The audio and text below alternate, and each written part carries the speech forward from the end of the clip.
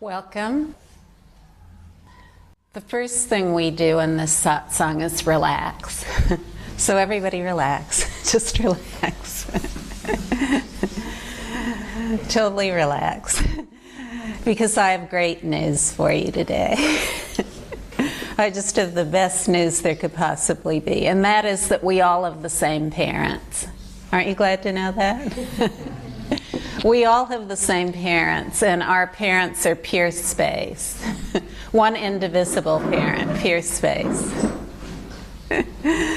So as our parents are pure space, we've never been anything other than pure space. Doesn't that make sense? The parents are pure space. The children are pure space. It's all pure space. So just relax, and any awareness that you feel is naturally present, just mingle that awareness. Mingle your awareness with the vast expanse of infinite space. Just blend your awareness with the vast expanse of infinite space without limitation or center. So you've never been anything in particular. So if you're trying to get rid of anything in particular, it won't work because there's never been anything in particular. So, all that is that awareness and all of its dynamic energy, in other words, all of its appearances, are absolutely inseparable. The dynamic energy of awareness is awareness. So if we look at a mountain, it's awareness as a vivid appearance of a mountain. If we look at ourselves in the mirror, it's someone, the vivid appearance of someone. The heart essence of it is awareness. If we look at a dog, awareness as a dog. If we look at another person, awareness is the other person. So there's never been any split or division in pure space. And as long as we're trying to make ourselves into a somebody, it can never happen. It can never happen. We can never make ourselves into a somebody because it's impossible for pure space to be somebody. So, when we take ourselves to be somebody who has biological parents and we only take ourselves to be that alone, then we spend our entire life, every single minute, of every single day, of every single week, of every single month, of every single year, for an entire lifetime, trying to be somebody. And no matter how much we try to be somebody, we're never successful. We always feel like we could be a better somebody. Isn't this true? Huh? We always feel like there's that somebody that's just out of reach. And when it comes to spiritual seeking, then, we think, aha, now I'm really going to be somebody. I'm really going to be somebody now. I'm going to be enlightened, then I'll really be somebody. Then I know I'll find it there. I'll really be somebody. So we read books. When we approach enlightenment in that way, we read books and we go to teachers who reinforce that idea. That there's somebody, first of all, there's somebody who is a somebody, and they're going to make you into a somebody who's enlightened. So you see, if the starting point of any teaching is that there's somebody who needs to be fixed, in other words, somebody who needs to have their thoughts altered, their emotional states altered, their experiences altered in any way whatsoever, then it's just more of making a somebody. And this is the only reason that most teachings never lead to enlightenment, because they're all about working on a somebody that never really existed other than as a vivid appearance of awareness. So, what to do? Well, all we can just do is relax as pure space. In fact, we don't even need to relax. If you just show up here for a while, you'll be convinced, oh yeah, I guess I never was somebody. So you see, this is, we could call it the death of death. It's the death of birth, the death of life, and the death of death is being somebody who is born, who lives, and who dies. And all of this that I've said so far, it sounds a little philosophical. So now I'll get right down to the brass tacks, the practicality of the matter. And that is that we are naturally present, and we are aware of being naturally present due to our awareness, which is vast as infinite space. So we're aware of our natural presence due to awareness. Awareness is the constant. Awareness is the constant in every perception. And that perception or point of view of being naturally present is the dynamic energy of awareness alone. Awareness is the primary in every point of view. Awareness of being naturally present. Awareness of the mountain, awareness of the sky, awareness of another person, awareness of a dog, awareness of the food we're eating. All awareness is the constant in every single perception. So when we just rest naturally as we go about all our activities, rest naturally without seeking anything, without describing anything, when we just rest naturally as that essence of awareness that is the heart of every perception, then we're no longer somebody. We're no longer seeking to be a somebody who's anything. We're not even seeking to be a somebody who's relaxed. We're just pure space. Aware, pure space, and nothing else. And so this is entirely uncontrived. There's nothing to do. There's nothing to do and no one to do it. The natural state of total rest, of complete ease, of complete relaxation is the essence of what we are. Anything else we take ourselves to be, we've never been. So if we feel anxious a lot or fearful about being somebody and making our thoughts better, our emotions better, our experiences better in order to be a satisfied and fulfilled somebody, we can just stop, just stop, bring it all to a halt. Release everything we take ourselves to be into infinite space. Just release it all into infinite space and relax. Completely relax, be at ease, because every single one of these thoughts, feelings, experiences, sensations, actions, accumulated memories, they're all just the dynamic energy of awareness. They're completely unpredictable. There's nothing to do about them and no one to do it. Every single perception or point of view is like a mirage. All of its elements are nothing but pure space. A vivid appearance, nothing but pure space. So all of our perceptions or points of view, the dynamic energy of awareness, whether we've described them as positive, negative, or neutral, they're all nothing but pure space. Nothing but aware pure space, nothing else. So,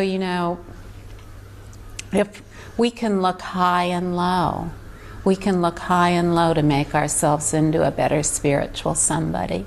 We can do all kinds of things, but the spiritual and the non-spiritual are equal. What is pure space no matter its label. So when there's no longer a spiritual and a non-spiritual, then we know we're nobody. We enjoy the vivid appearance of somebody, but we understand what that vivid appearance of somebody is. That vivid appearance of somebody is nobody. But it's really, indescribable. We can't say anything about it because it's not a state. It's not a state or a destination. It's everything as it is right here. And when we realize that about ourselves, the evidence of it is that our mind and body and speech they're no longer caught up in focusing on this tension of being a somebody. All the thoughts aren't focused on us. The actions are no longer focused solely on us, and the speaking isn't focused solely on us being somebody and proving it to everybody else. We're just relaxed, totally natural and at ease, and the more we are, the more the beneficial intent that is the reality of pure space, the beneficial intent that is the actual arising of bliss, of love, of warmth, of compassion, of wisdom. These things that are inherent to pure space are just naturally the case. They're evident in our life, and Our thoughts are about the benefit of the whole. Our speaking is about the benefit of the whole. Our actions are about the benefit of the whole. And because we've completely released the whole notion of causality, of the whole realm of cause and effect, that is the world of perceptions, of points of view, all of a sudden, in a very practical way, we start seeing solutions to everything that we never thought were possible, unimaginable solutions in our personal life, in the life of our family, community, and world. So, you know, as humankind, we need to realize this great reality of what we are more than ever today.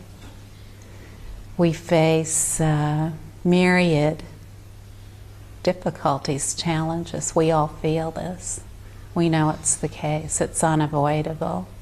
If we don't know it's the case, then we've adopted some kind of extreme that takes us out of all-inclusive awareness, because all-inclusive awareness is all-inclusive. It includes everything, not just some kind of blissful, joyful state where we're set out or cut out from everything else.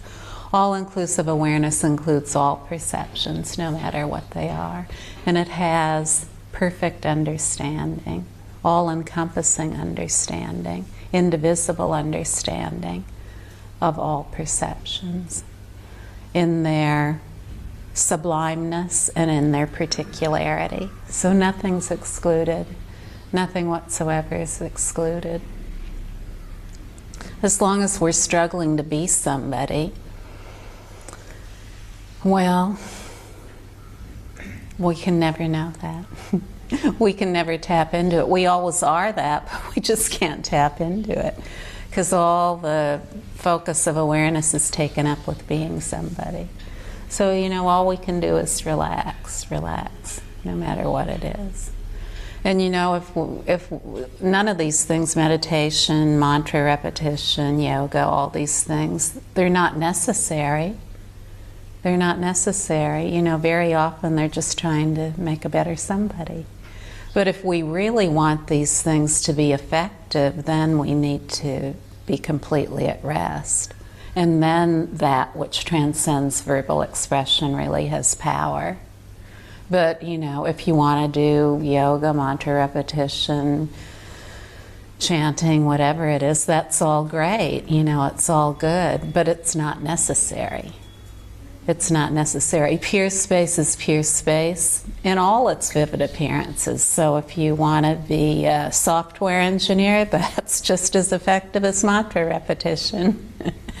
Or if you want to bake bread and organic bread or that white wonder bread with chemicals, it matters not. You know, you probably won't be making the white wonder bread with chemicals long if you're resting naturally. Because you'll want to be a benefit to the whole, so you'll probably start throwing in that organic flour, purified water, and that beneficial intent will warm up. And this is an actual warmth. So this is our natural state. This is what we're meant to feel and experience as human beings. And this is something, you know, we need to be talking about with each other. It's not the purview of just a certain special someone who can talk about these things. As we already are this, we need to enliven that speaking in ourselves. Just rest naturally and take the censor off our tongues and talk about what's real. Talk about what's really real. And, you know, if we do so, then humankind can truly come together as a global human culture with a non-dual perspective. A perspective that is beyond causality, that transcends cause and effect, that transcends effort and achievement. Without that, we'll just keep being somebodies who are trying to fight it out with each other. No, I'm a better somebody than you are. I live in this country and we're better somebodies than the somebodies over there. The somebodies over here, they really know what the answers are for all the somebodies over there. So we'll just wipe them out with some automatic weapons, and then we'll prove we're the right somebodies. You know, as we know, has war ever led to permanent peace? If we use elementary discernment, we see that these cause and effect relationships, that they've never been anything. They've never been something. And there's never been a somebody who's been able to affect something through other perceptions of somebodies and somethings. It's just never come to any kind of final resolve. But all perceptions, all points of view are instantaneously resolved in basic space. So if we think all these points of view are real, and that they really are something that's affecting something else, we can't realize the reality of pure space that really has all the answers. All the answers. Every single one of the answers. Answers beyond anything imaginable. Just like this talk I'm giving. Or the Great Freedom Teaching. You see, pure space has never been restricted by any ideas about what enlightenment is, or any ideas at all about enlightenment being within the purview of certain elect individuals, or certain elect traditions, or genders, or anything else. Pure space is totally free. Totally free. Completely free as every perception, whether it's traditions, elect individuals, or everybody. Ordinary beings and great beings are equal. Equal in being pure space. So when we just relax and let go as the infinite evenness and equalness of all points of view, of all perceptions, then we realize, wow, I was looking to be somebody, and what I was really looking for is this. I was looking for pure space. I was looking for the aware pure space I've always been, I am now, and I always will be.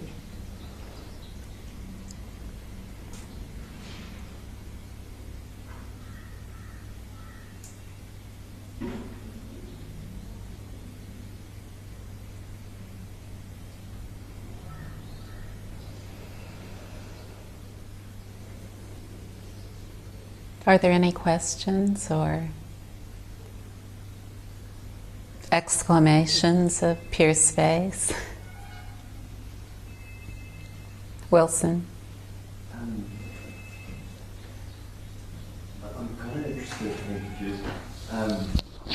You were talking the other day about all points of view being equal and points of view, and but then talking about how that it's not nihilism, and it's not relativism, and which also say that all things are equal and relative, and so and that kind of morality goes out the window with that because all things just are what they are.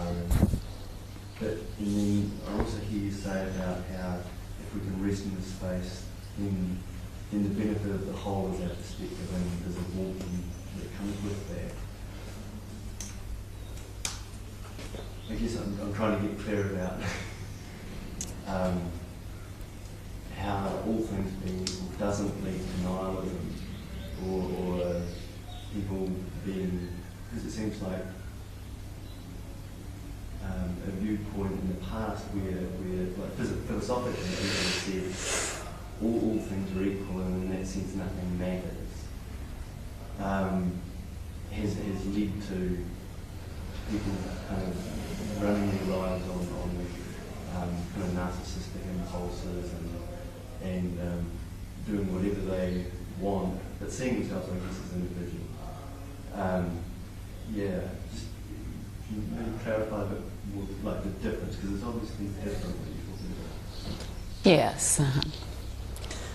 Well, you know, the nihilism and enlightenment are kind of bleeding together today. There are all kinds of things proposed to be enlightenment that are simply nihilism, their adoption of an extreme, that only consciousness exists, everything happens spontaneously. It doesn't matter what you do because you have no control over it. Well, this is not enlightenment. It's an anomaly of point of view. It may not be the conventional point of view, but it's still an anomaly of point of view. So what you're talking about, nihilism, exists only in the realm of point of view. It's purely intellectual speculation. It's the reordering of points of view to try to make more sense out of them. It's a philosophy that cuts itself off from human living. It's life-denying, life-destroying, and it has no emphasis on responsibility for relationship. And any philosophy at least should have that. Any point of view philosophy should at least have that, if we're going to live from point of view. But you know, we don't have time to live from point of view any longer. That's what it boils down to. We don't have time. Humankind does not have time to mess around in the intellectual meandering of point of view. It's just self-indulgence. It's just more indulgence of somebody trying to make themselves into a unique somebody who has an original philosophy, an original point of view, an original theory. And every theory, it's the theory that's the be-all and end-all of all theories. And 20 years from now, it'll be totally obsolete. So where has any of this led? Nowhere, because there's nowhere to go to.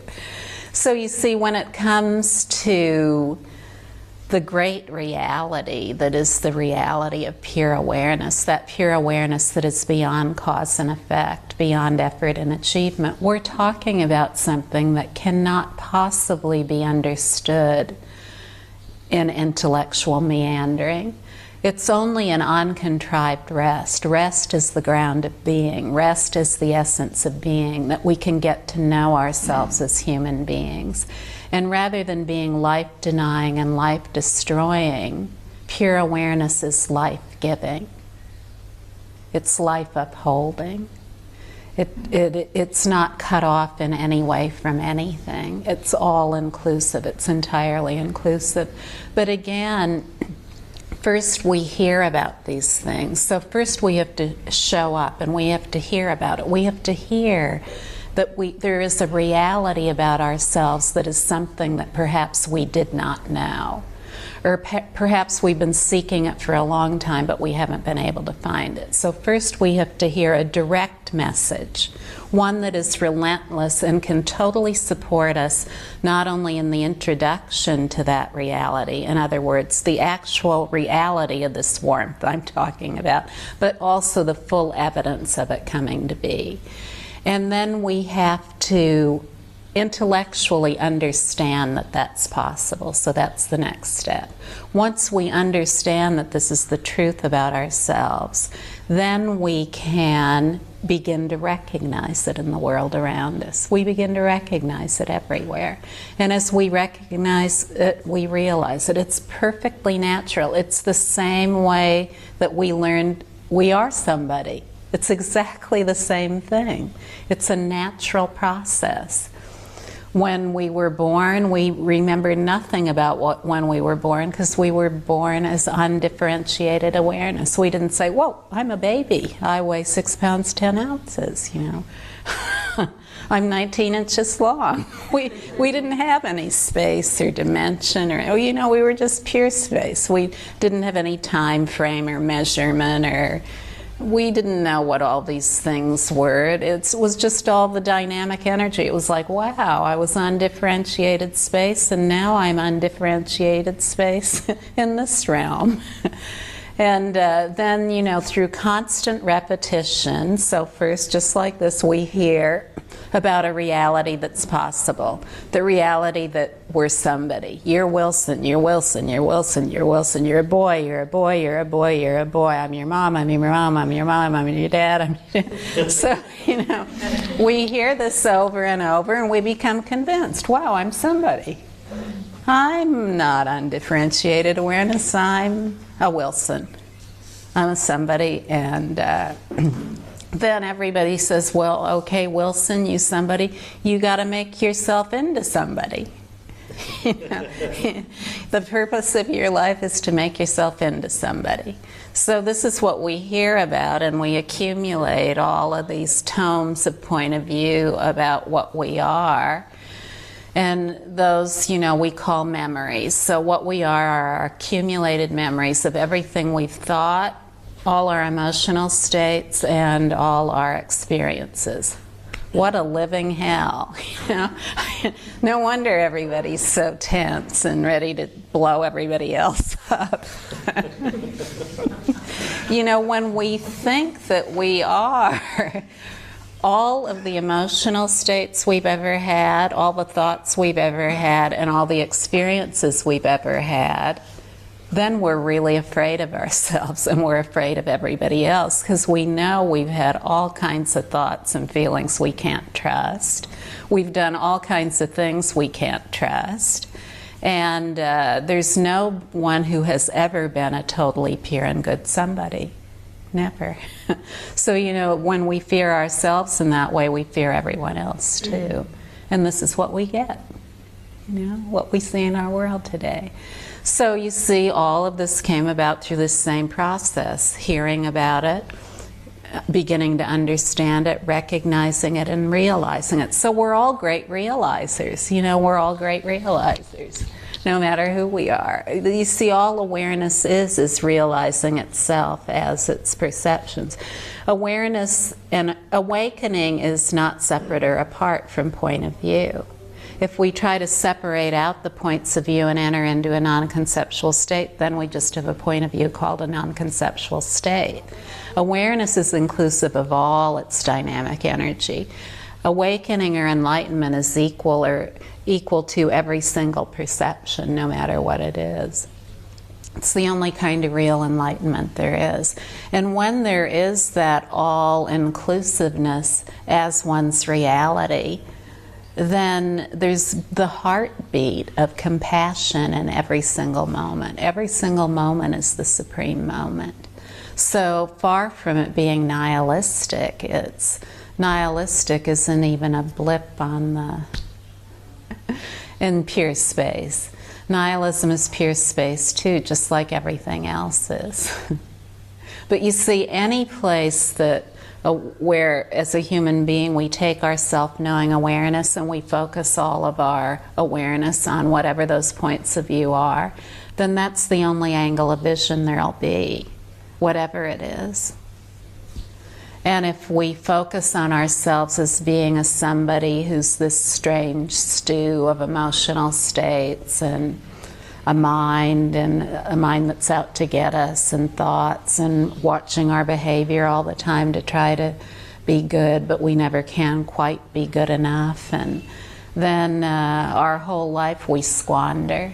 We absolutely squander, because we have no idea who we really are. And who we really are, we can only know through rest. We can only know through complete rest. So it's just like sitting here in this room. There is a tangible presence, a felt sense of what's real, of what we really are.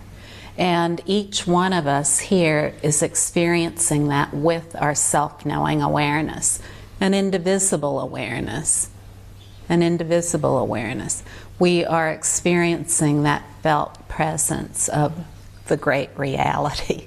It's so tangible, it's right here. Awareness and that experience are inseparable. What is experienced right here is not circumstance dependent. It's not dependent on being here. But you see, what is felt and sensed here, that is natural rest. So just grow familiar with that as yourself. If you don't feel that when you go somewhere else today, rest and remember that you are that.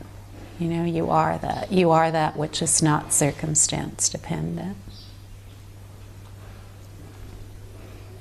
So, you can search high and low everywhere, high and low. But if you're in India searching and looking for something, you're just going to find that big thing. You found it. And it's sitting in that chair. If you're going to run around and keep looking for something to make you into a different kind of somebody, then it's not going to happen. It's all resting right here as the essence of your being. And really all there is to do is make sure that you rest as that, and that you support yourself by being around other people who aren't all caught up in taking themselves to be somebody. Strengthen yourself in the reality of what you are, and then you'll be able to be anywhere, unimpeded, because pure space is unimpeded. But there may be a transition phase. Maybe there won't be. You know, some people come here and boom, that's it. But, because see, this tension that many feel, it's just the tension of trying to be somebody, that's all. Of trying to make sense out of all these thoughts and feelings and experiences. But all the thoughts and feelings and experiences, they're the dynamic energy of awareness. But if we're only focusing on the thoughts and feelings and experiences as being something, then we're not resting as the essence of that thought, feeling, and perception. When we rest as the essence of everything going on, then we understand it all. We understand it all. It's easy. Our life is easy. We don't have a long face anymore. A friend of mine calls it a poopy face. We don't have a poopy face anymore. We realize who we are, and we become shining. You know, shining. This is our natural state. Poopy faces aren't our natural states.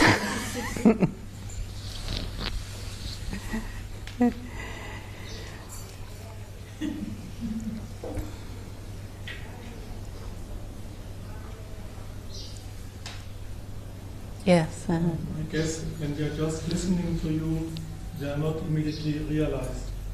But that it means like if we stay longer in the space, then we become realized.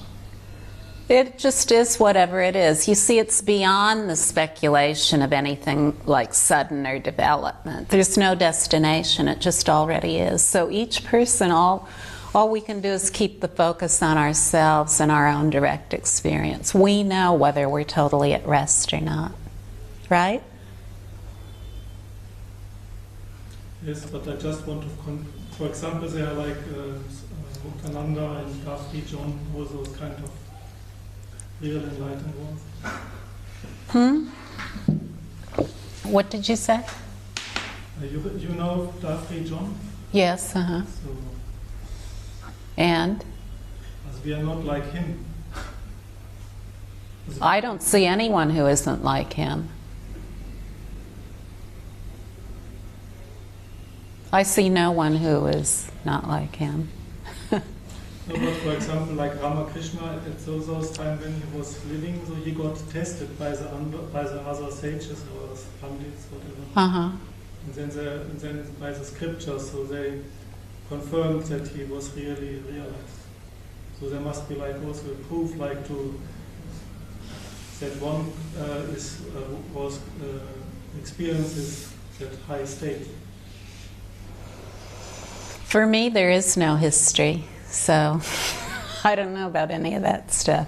All I know is that any great being who ever was is present right here as pure space. That's all any great being ever is, pure space.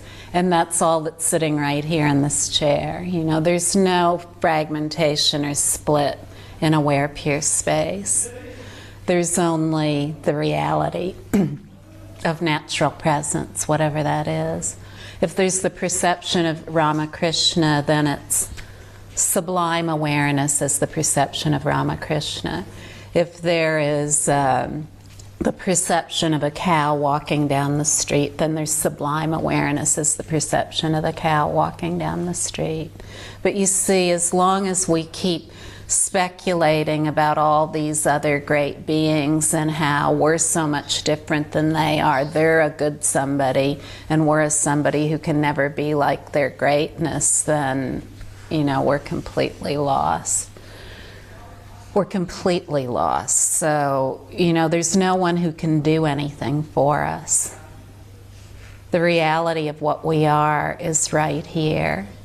And all we can do is, well, first of all, if we really want to be totally free, totally and completely free, if we really want to see the full evidence of our natural rest that is the reality of what we are right here, then we need to sometimes, if it doesn't happen like that for us, then we need to hang out in a situation where that'll be totally supported. If we keep going to situations where there's only one great one and no one else is ever allowed to be that, even though the teaching is one of non-duality and it says that everyone already is that, do you see, if we look at that with just elementary discernment, it's absurd.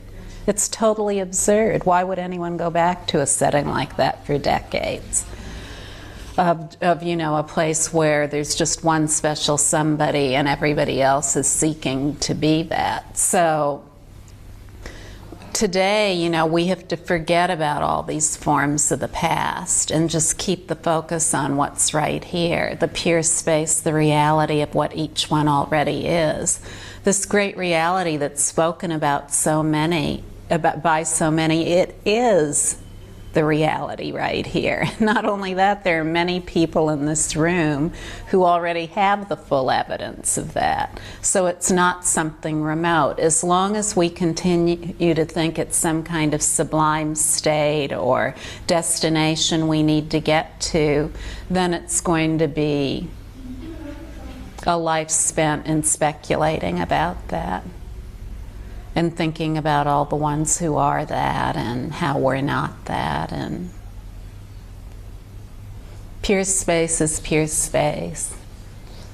Pure space is pure space, and everyone in life realizes that. We realize that already. If we don't have the full evidence of it when we're running around, as soon as we die, the full evidence will be there, just like it was at birth. So, you know, it's up to us. Either we can get down to business with the reality of what we are or not. We can look forever for somebody to snap their fingers and have something tremendous happen, but you know what?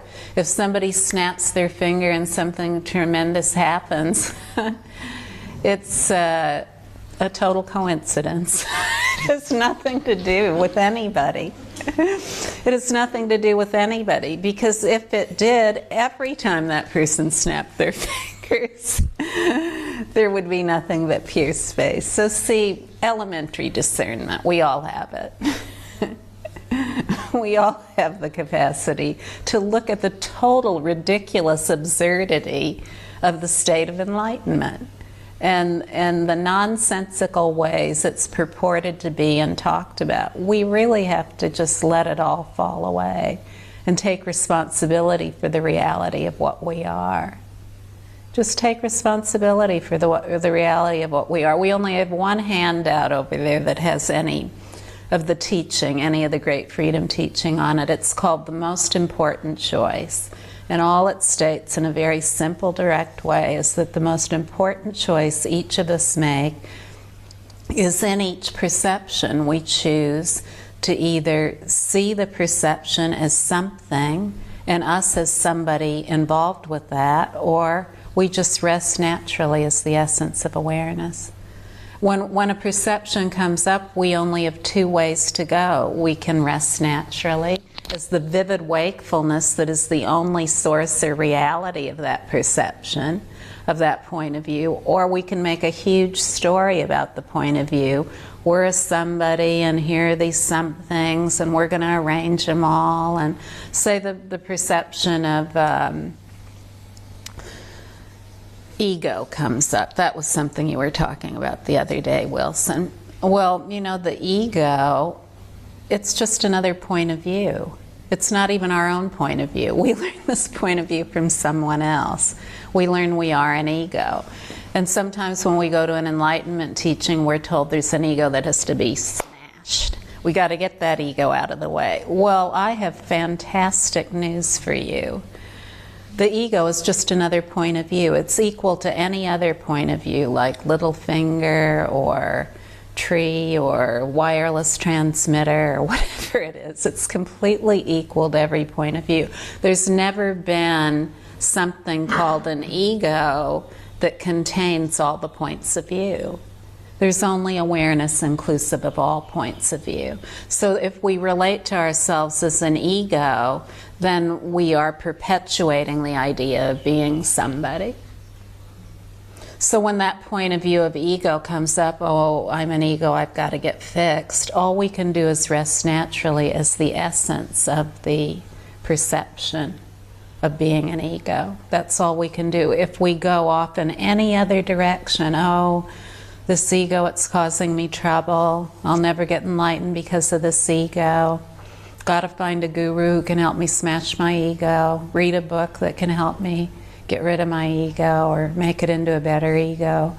Well then, you see the most important choice, rest naturally. Rest naturally is the essence of awareness, and as we do so more and more, we really understand what's going on. We really understand what's going on, but it's up to us. You know, we can continue to engage in the charade that never existed, or not. And not doing so is so easy. It's really very easy. It's totally effortless. Our natural beingness is totally effortless. Look at all of this. Look at all of this. We're the root of it all. We're the root of it all. The infinite vastness of space, beyond any kind of reach or range, totally infinite in nature, totally naturally present, indivisible, entirely open and spacious, completely indescribable, can't be described in any way whatsoever. Wow. Wow. That's it, that's all.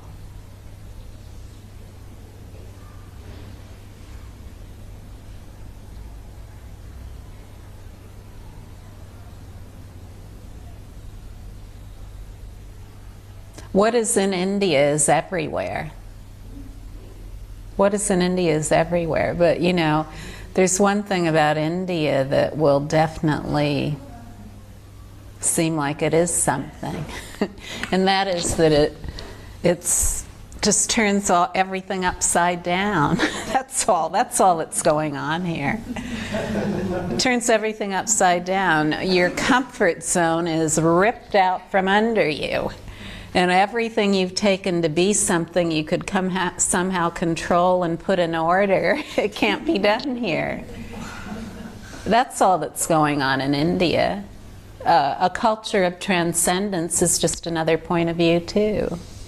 You know, transcendence is just a point of view. It's not the emanation of benefit, it's just a point of view. It's taking up, it's not the conventional point of view, but it's just an anomaly of point of view that sets up some kind of transcendent state that cuts out all the other points of view. But it's still a point of view. So if transcendence is what you're looking for, that's nowhere. You know, that's no fun. Don't go there. It's a theme park you don't want to go to. You know, like. When you go into one of those places called the Little House of Horrors, or one of those rides at Disney World where you're fired about 500 feet up into the air and then dropped in a split second. I don't want to go on that ride anyway. But, you know, it's all right here. The immediacy of every perception is total freedom. It's the theme park that's always fun. And it's, as I said, you know, it's not a destination. It's not some kind of state we enter into and then, oh wow, we're wandering around in a certain kind of reality that no one can touch. And, you know, it's just what's here as it is, what's right here as it is, with nothing going on, a totally natural way of being, with no need to have any special categories to put everything in order to feel safe. Everywhere, no matter where we are, it is the Holy Land. It's really true.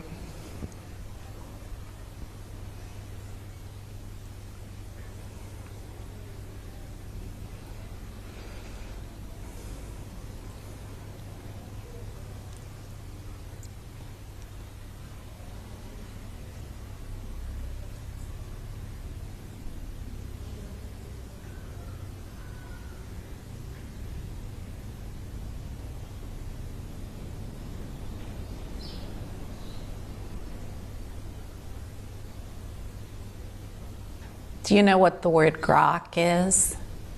Grokking something? Some of us do. Some of us are old enough to know what that means. It means you really get it. You know, you get it on the level of the heart, like, wow, you get it. Grokking. You grok it. Well, you know, if natural rest isn't, if you're not grokking it right here, you know, if it's not fully evident all the time, all the great freedom teaching is something, it makes sure that you grok it. The great freedom teaching is totally beyond causality. It doesn't enter into cause and effect relationships between things. No one knows how it works. Anyone who's participated in the great freedom teaching, they couldn't say, oh yeah, this is how it works. They just know, you know, by the shiningness of their own being that it works. So it's easy, it's really easy.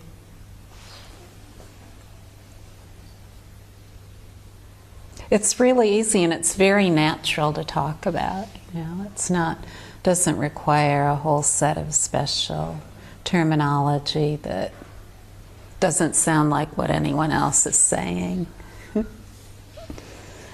Especially today, everybody's talking about pure space.